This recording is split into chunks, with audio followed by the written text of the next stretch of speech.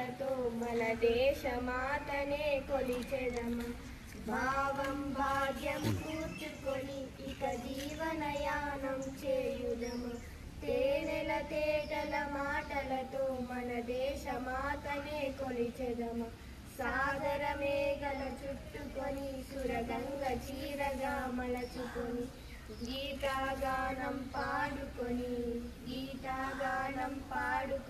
మన దేవికి ఇవ్వాలి హారతులు. తేనెల తేటల మాటలతో మన దేశమాతనే కొలిచెదము. గాంగ జటాధర భావనతో హిమశైల శిఖరమే నిలబడగా గలగల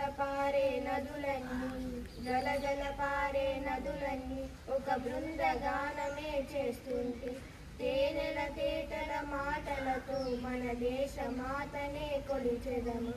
ఎందరో వీరుల త్యాగ ఫలం మన నేటి స్వేచ్ఛకే మూలబలం.